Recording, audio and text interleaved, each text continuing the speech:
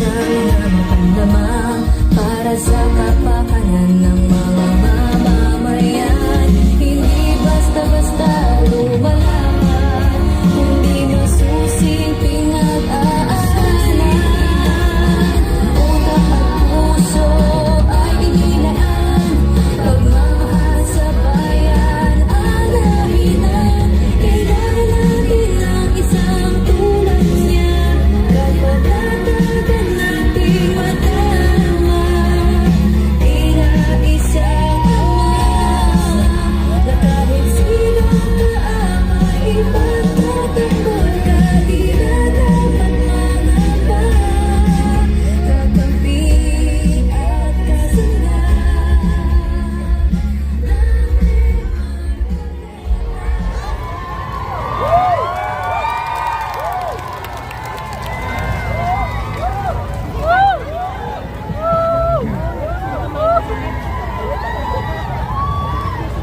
Ayos pa po ba kayong lahat?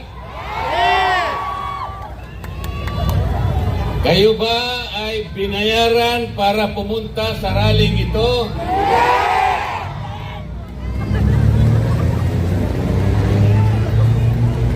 Maraming salamat po sa inyong lahat.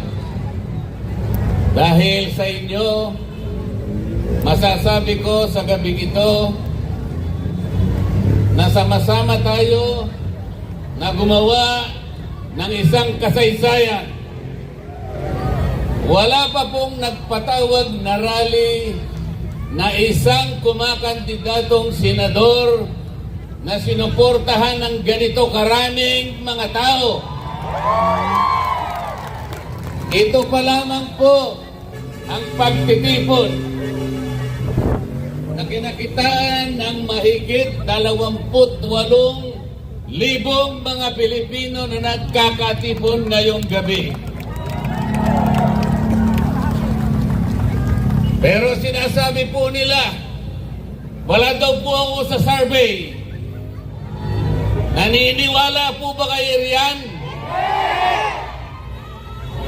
Mga kababayan,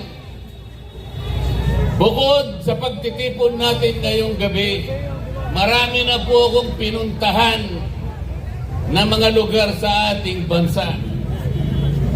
Kahit sa Mindanao, sa Davao, sa Agusan, sa Caraga Region, sa Visayas, sa Cebu, sa Iloilo, Negros, dito naman sa Luzon,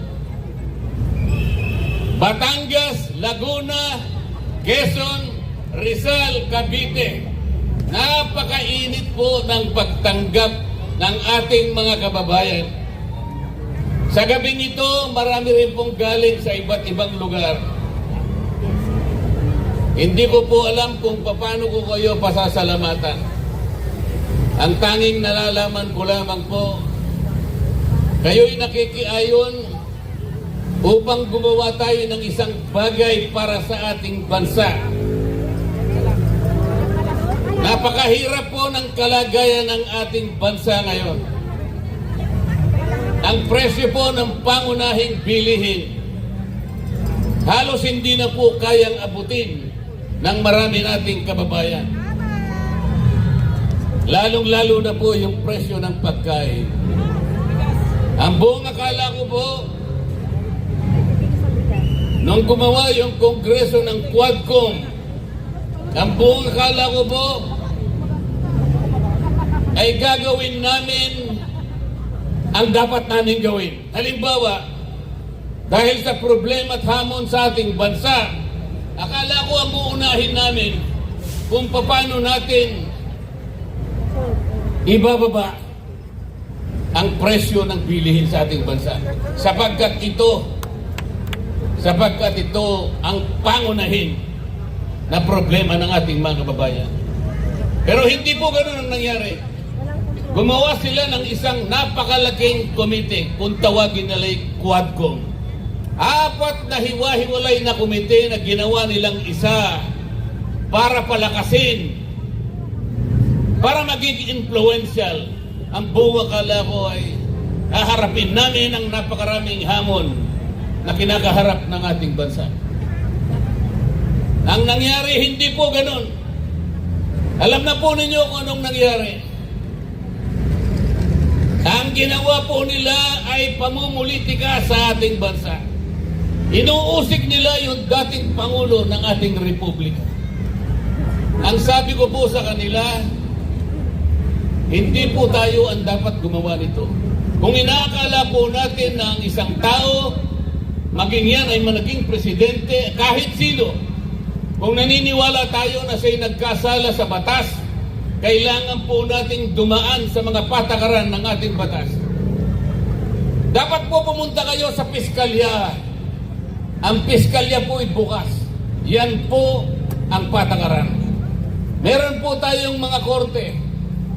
Yan po ang patakaran para usigin, asuntuhin kung sino man ang nagkasala. Sapagkat ang Kongreso po ay hindi piskalya. Yan po yung sinasabi ko sa kanila. Ang Kongreso po ay hindi hukuman. Nagpasikat po silang lahat sapagkat pamumulitika ang inuuna nila. Bumaha ang maraming panig ng Metro Manila. Bumaha ang Bicol Region.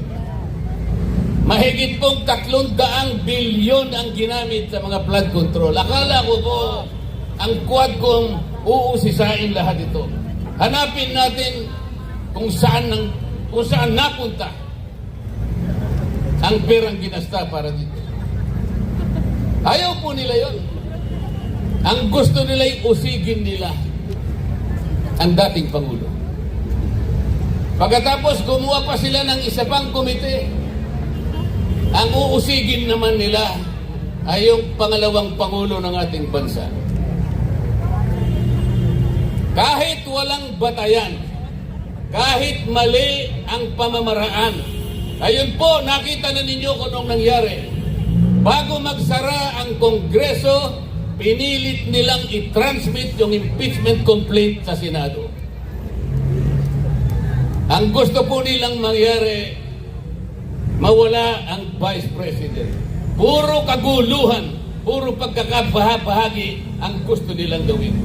Mahigit 230 o 240 na mga congressmen and congresswomen ang pumirma. Yun po ang kanilang gustong gawin. Yung magkakabahabahagi tayong lahat. Ano po ang ginawa nila sa akin? Kapag sinasabi kong mali ang paraan, hindi tama ang ginawa ninyong patakaran, pinagtutulong-tulungan po nila ako.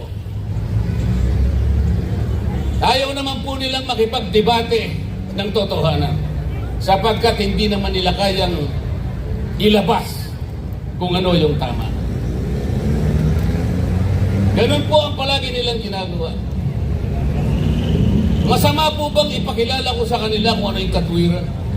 Masama ba na turuan ko sila sapagkat meron naman ako ng konting nalalaman tungkol sa batas? Yun ngang mga chairman ng Quadcom, wala nga pong abogado ron kahit isa. Kung tinuturo ko sa kanila yung dapat gawin, sapagkat ito ang tama, ganito ang dapat nating gawin sapagkat nakikita tayo ng taong bayan. Kayo pong lahat na nandirito ngayon, nakikita nyo yung pamamaraan kung paano ginagawa nila. Tatawagin nila yung mga tao, pagtatatanungin nila ron, ang kanilang layunin ay gumawa ng batas. Nagpapatulong na gumawa ng batas. Ngunit, kapag nandun na yung mga taong tinatanong, tatakutin nila. At kapag hindi sila sumagot ayon sa gusto nilang marinig, ikukulong po nila yung mga tao. Ganito na po ang kalagayan ng House of Representatives. Alam po kung nasaan, nandyan po lang katabi natin. Kapag ako po ay nagsasabi sa kanila, puro panggugulo ang ginagawa nila. Pati po, nakita po din yung hopya na kinakain ko. Kung anong ginawa nila. Pati yung hopya na kinakain ko, inagaw nila sa akin. Nang dahil lamang sa pagtatanggol sa karapatan ng katwiran, pagtatanggol sa katotohanan.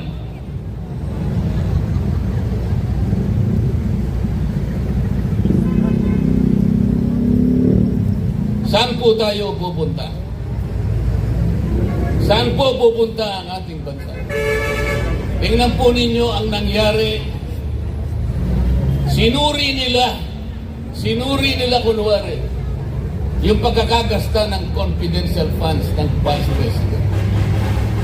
Wala pong problema kung suriin natin kung paano nagasta ang pera ng bayan. Tama po lahat yun. Ngunit, ang kanila pong ginagawa ay labag na sa batas.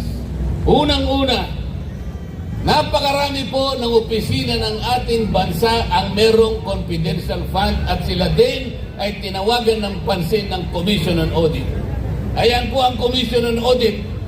Nasa tabi lang natin. Alam po nila na sila lang ang merong otoridad, sila lang ang merong mandato, sila lang ang merong kapangyarihan na mag-audit sa pagkakagasta ng pera ng bayan. Bakit nakialam ang House of Representatives? Yun po yung tanong ko sa kanila. Akala po nila ngayon may kinakampihan ako. Alam po ninyo kung anong ginawa nila sa akin. Lahat ng committee po na ako'y miyembro, pinagtatanggal po nila ako. Para bang ang gusto nilang gawin ay hindi na ako kasali sa House of Representatives. Alam po ba ninyo, ngayon lamang nangyari sa kasaysayan ng House of Representatives, pati po yung aking allowance, hindi na po nila binibigay. Ganyan na po sila ngayon. Kaya ang tanong ko po sa inyo, saan pupunta ang ating bansa? Napakataas po ng presyo ng kuryente sa ating bansa. Ano po yung palagi kong sinasabi sa kanila? Pagbigyan naman ninyo ko na marinig yung 10 panukalang batas kung paano natin ibababa ang singil ng kuryente sa ating bansa. Ang singil po ng kuryente sa ating bansa ang pinakamataas sa buong Asya. Yan po ay taliwas sa pangunahing layunin ng batas na ginawa ng Kongreso 24 na taon na ang nakararaan. Ano po yung layunin sa batas ng kuryente na ginawa noong 2001? Ang layunin po ay idulot ang kuryente sa lahat ng mamamayang Pilipino sa murang halaga. Taas po yung kamay na nandito ngayon na magsasabi sa akin na mura ang kuryente dito sa ating bansa. Kung ganon, yung layunin ay hindi po natupad. Pagkatapos ng 24 na taon, patuloy na nilalabag ang batas na ito sapagkat napakataas ang kuryente sa ating bansa. Saan tayo pupunta? Ang senador po, yung tunay na senador, kung gagamitin niya ang kanyang kapangyarihan na pinagtitiwala ninyo sa kanila, meron siyang kakayahan na baguhin ang kalagayan ng buhay ng mamamayan. Kung gusto niyang gawin at kung alam niyang gawin, paano niya gagawin? Kung hindi naman siya nakahanda para gawin niya. Kung wala naman siyang kakayahan na gawin ang itiniwala ninyong kapangyarihan sa kanya. Kapag ka po ikaw ay senador, tungkulin mong gumawa ng batas na makakatulong, makapagpapabago sa buhay ng mamamayan ng ating bansa. Paano mo gagawin yun kung wala ka namang kaalaman? Ang problema po, tatapatin ko po kayong lahat. Ang problema po, sa napakahabang panahon ng eleksyon dito sa ating bansa, basta sikat lang siya, yun na yung iboboto natin. Basta sikat lang. Basta nakakagawa ng pelikula. Bakit ganito po ang kalagayan natin? Pabalik-balik na yung marami sa kanila. Alam po ninyo yun. Nang dahil sa kasikatan lamang, hindi man lang ninyo tinanong. Paglapit po nila sa... Lalapit na naman po sila sa inyo ngayon.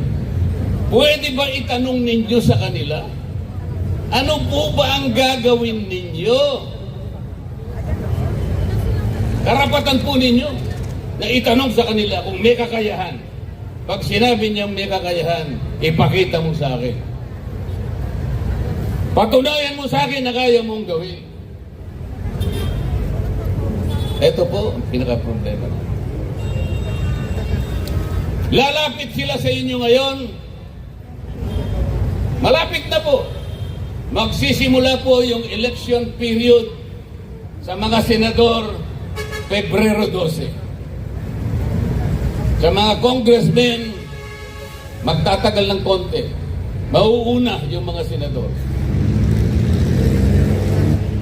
Lalapit sa inyo ang mga senador na yan, nakakandidato, at mga congressmen nakakandidato, may daladalang konting barya na sinasabi nilang AX, tupad, akap.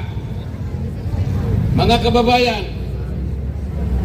ganyan na lamang ba ang aasahan natin sa tuwing darating ang isang pagkakataon na nasa inyong kapangyarihan?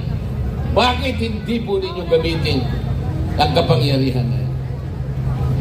Ipagpapalit nyo po ba sa 5,000 piso ang kinabukasan ng ating bansa? Ipagpapalit pa ninyo sa 5,000 piso ang dignidad na taglay-taglay ng bawat isang mamamayang Pilipino? Pero kunin ninyo. Kasi pera ninyo yun. Kunin po ninyo, pero nakikiusap ako sa inyo, pagkakuha ninyo, huwag kayong magpapasalamat sa kanila sapagkat hindi nila pera yun. Hindi nila pera yun at kailanman hindi naging tungkulin ng isang congressman o isang kumakandidatong senador na siya mismo ang mag-aabot sa inyo. Yun po ay pagpapasikat, pagpapasiklab sa inyo. Nakakahiya po. Kailangang malaman ninyo na kayo po'y iniinsulto nila kapag lumalapit sila sa inyo at ibinibigay yung halaga na kung tawagin ay akap. Iniinsulto po nila kayong lahat. Hindi po namin tungkulin yun. Kailangang malaman po ninyo. Hindi ganon ang tungkulin ng isang senador o isang congressman o congresswoman. Ang tungkulin po namin pare-pareho, kailangan buhayin natin, pasiglahin ang ekonomiya, ang kabuhayan ng ating bansa upang sa ganon magkaroon ng trabaho, dagdag na kita ang mamamayan.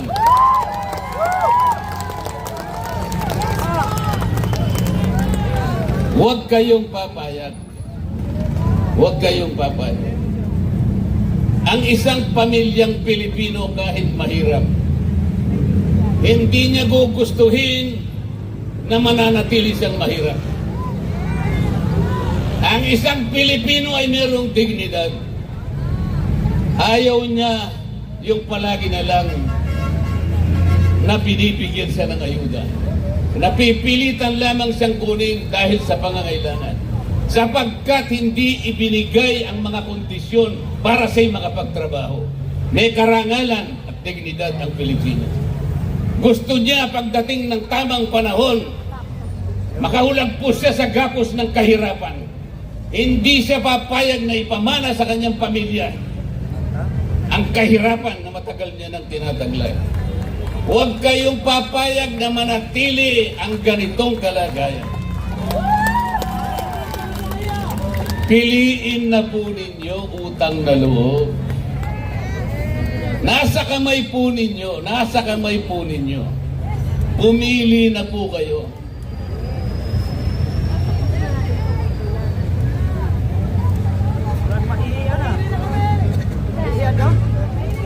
Kasi po pag hindi kayo pumili, wala po kayong karapatan na umasa na may pagbabagong mangyayari pa sa ating bansa.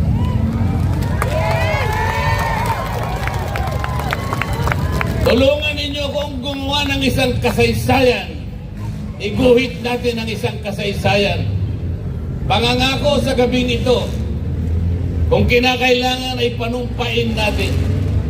Simula sa araw na ito, gumawa tayo ng magandang bagay hindi lang para sa sarili natin, kung hindi sa ating bansa, sa ating mga anak, at sa anak ng ating mga anak. Huwag na kayong pumayag na yan na naman. Sila na naman. Ilang beses na ba silang nakabalik? Bakit ganito pa rin ang kalagayan natin? Napakarami pong magagandang batas na ginawa natin. Wala pong nagbabantay. Walang nagbabantay. Ito pong batas ng kuryente, yung binabanggit ko sa inyo. Totoo po yung layunin. Kailangan murang halaga. Bakit ngayon po'y pagkataas-taas? Wala po kasing nagbabantay. Putol na putol! Ang totoo po, kung talagang gagawin lang nila ang mabuti. Imbes na akap, imbes na AIX, imbes na tupad, bababain natin ang presyo ng kuryente, gawin natin halimbawa. Tanggalin natin ang 12% VAT sa kuryente. Pagkatapos, yung dating buwis na nakukuha dyan, ang gawin na lang natin ay yung mga kababayan natin na nagbabayad ng kuryente sa isang buwan, 2,000 pababa. Kinakailangan ilibre na yun. Yun ang tunay na akap. Kesa magbayad ka ng buwis, kukurakutin lang. Eh bago nila kurakutin, ibigay na lang natin na libre from 2,000 pababa. Ibigay sa mga taong ganun ang consumption sa kuryente. Ang mabebenepisyo po nun pag ginawa natin, magagawa naman eh. Pag nagawa natin yon, 4.5 million Filipinos na mahihirap ang mabebenepisyohan. Katumbas ng 28 million Filipinos. Hindi yung pupunta sa inyong akap. Ano ba yung akap? Ayuda sa mga kapos ang kita. Paano po ninyo nalaman na sila lang ang kapos sa kita? Pumunta sa komunidad, umili lang ng mangilan-ngilan at binigyan ng akap. Lahat naman tayo kapos sa kita. Kahit ako. Bakit? Sa kagustuhan ko lang lahat ng tao sana na naghihirap, bibigyan ko lahat, ngunit hindi ko kaya. Sa mga kapit, kahit ako kapos sa kita. Pupunta sa isang komunidad, pipili lang ng iba, ng konti. Paano yung iba na hindi nabigyan? Tama bang patakaran ito?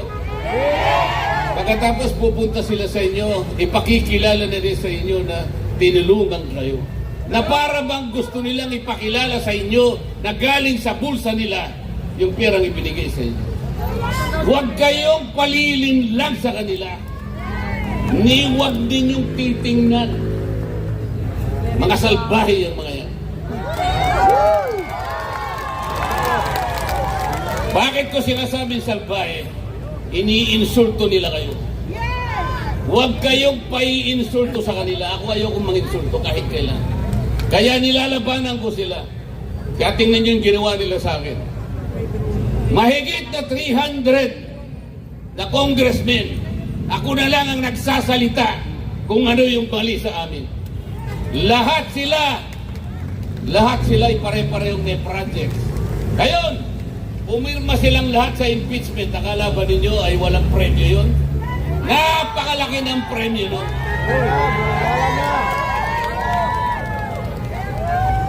Politika ng pera-pera na ang nangyayari sa atin. Maawa kayo sa ating bansa. Maawa po kayo sa ating bansa. Iguhit natin ang isang kasaysayan sa gabing ito.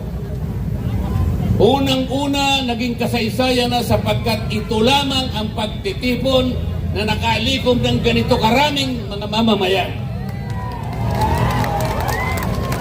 Wala pong nagbayad sa inyo, may nagsakripisyo pa kayo, ang iba po'y namasahe pa, ang iba'y galing pa sa Visayas, ang galing pa sa Mindanao, iba.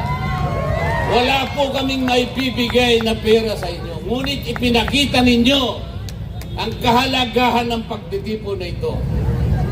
Salamat po sa suportang iyan at gusto kong samantalahin, gusto kong ipaintindi at gusto kong bigyan ng emphasis. Magsimula tayo sa araw na ito. Makikita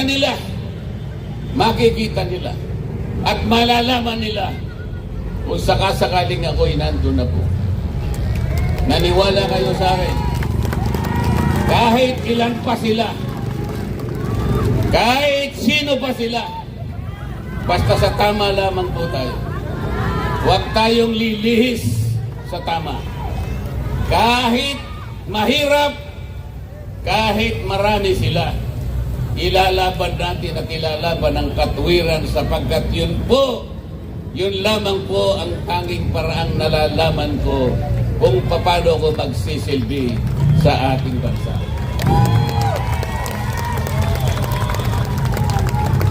Bago po ako magtapos, gusto kong pag-isipan ninyo. Kilala ninyo ngayon kung sino yung nasa Senado. Kilala nyo rin kung sino-sino ang lalapit sa inyo. Mga ilang araw pa ang darating. Huwag kayong mainip at darating sila sa inyo, maninigluod sila sa inyo. Hihingi ng tulong sa inyo. Gusto kong sabihin ay humanda kayo.